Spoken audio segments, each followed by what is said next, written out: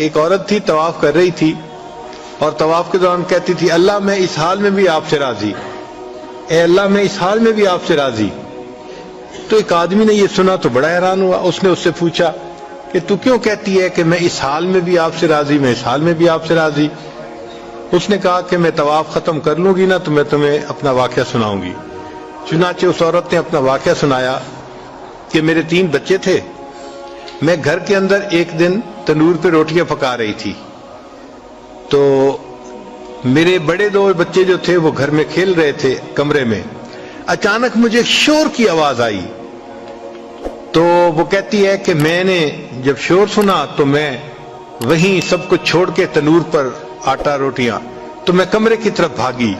جب کمرے گئی تو میں نے ایک عجیب تماشا دیکھا کہ اس سے 1-2 دن پہلے میرے خاوند نے گھر میں بکری کو ذبح کیا تھا، اور جس چھری سے بکری کو ذبح کیا تھا وہ اس نے کمرے میں رکھی تھی۔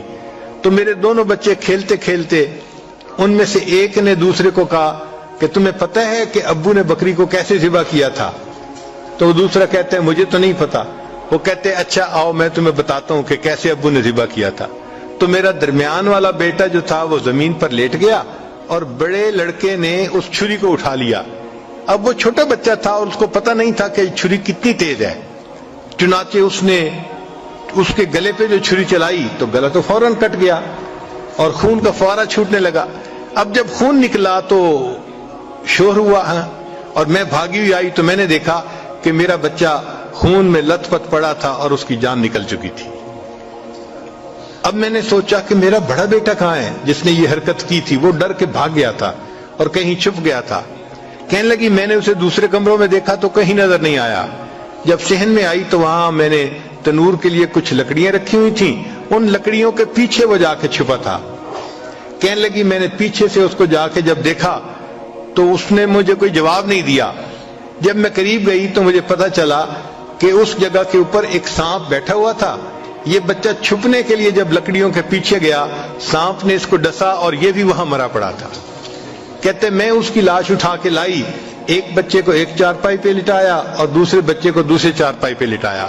پھر اس کے بعد میں نے فیل کیا کہ میرا تیسرا چھوٹا بیٹا جو کرالنگ کرتا تھا، رینگتا تھا، وہ کہاں ہے؟ وہ مجھے نظر نہیں آ رہا تھا۔